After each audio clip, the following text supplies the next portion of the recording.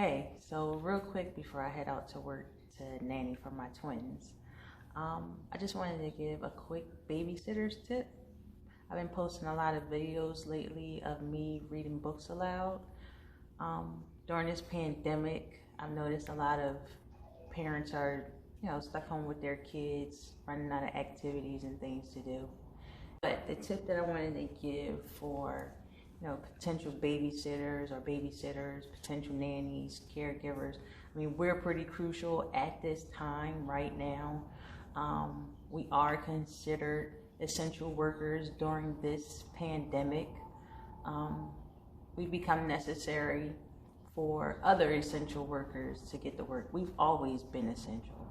I feel like, caregivers, people in the child care field, we help make the world go around. So never let anybody tell you that you're just a babysitter.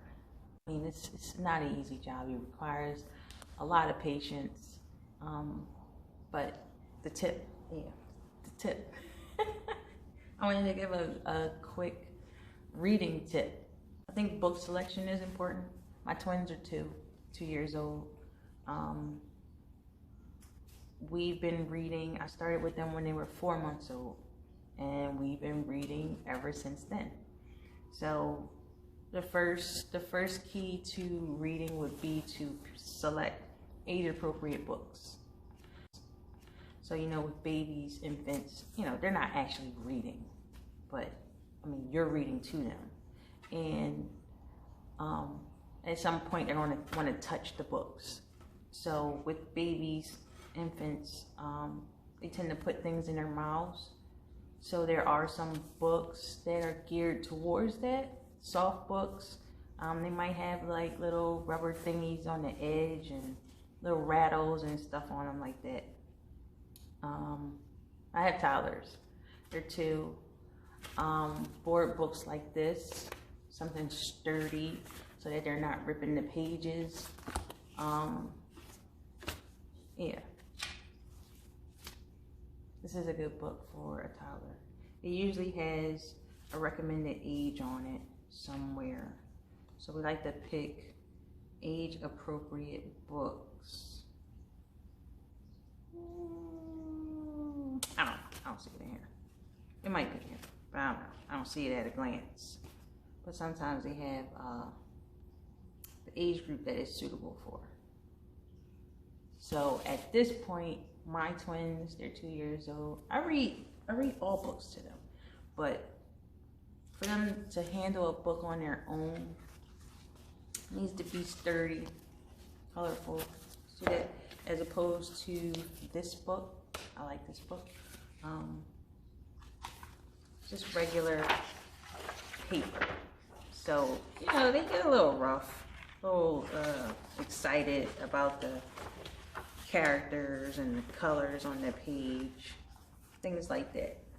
But these pages tend to rip. So this is a book that we will read together, and when we're done, this book gets put up higher on the shelf, so that this is not a book I would want them to read alone, just because the pages are more fragile than this book. Also, and we're putting books on the shelf. I like to teach kids to respect books. I mean, books are pretty expensive. This book alone costs $8. This one was, I don't see a price. One of them has a price. This one is $18. Like, they're not, I mean, you can find them cheap, but that doesn't decrease the value of, the interior, the lesson, the messages in the book. Books are valuable. And I like to teach kids that books are valuable. You'll see some kids, they'll put the books on the floor and they'll skateboard on the books.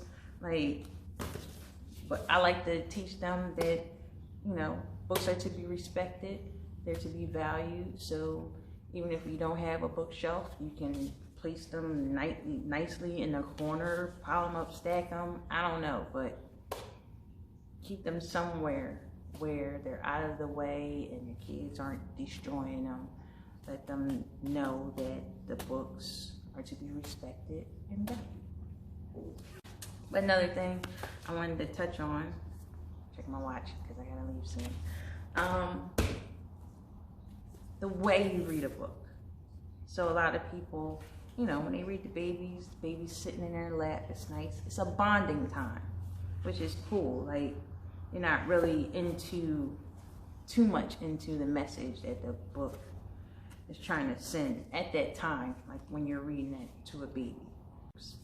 So, you know, you're showing them that you open the book this way, the book turns this way.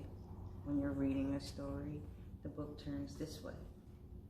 At some point you might, sometimes we start off with books, we'll just look at pictures, won't even read the words. Like, oh, look at that fish. Ooh, look at all these fish. And I point out the colors. Sometimes I'll count.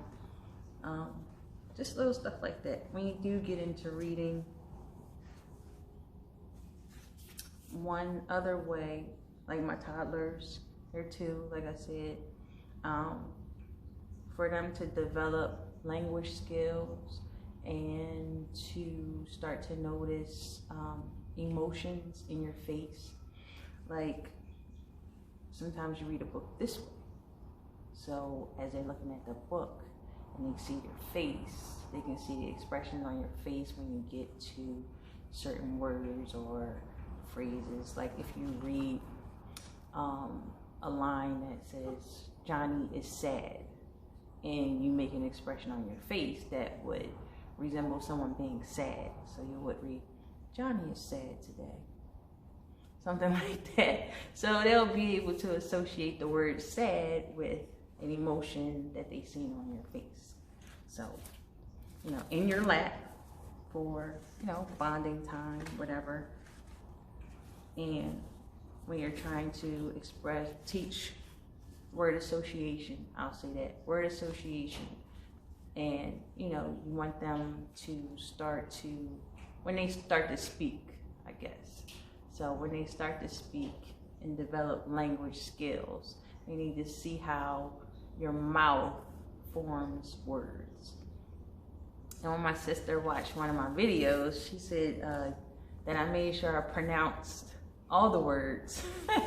And I'm really big on pronouncing words correctly, articulation, enunciation, because I noticed that when you speak a certain way, children pick up on it. So in order for them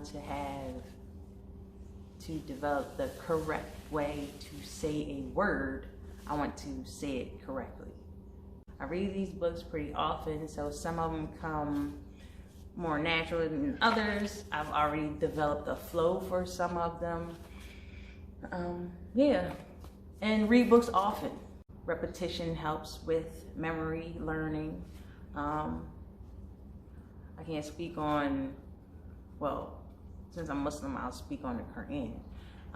You notice that if you've ever read the Quran, you'll notice that a lot of things are repeated, and repetition helps with your memory. So we read some of the same books over and over and over again.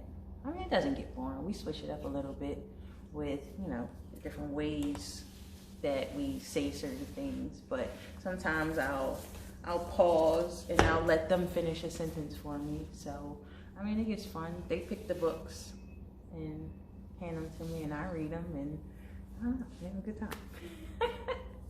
But that's my tip for any babysitters, caregivers, whatever it is you classify yourself as. I hope this tip helps.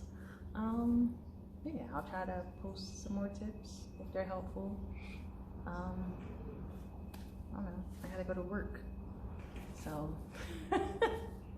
thank you. Talk to you later.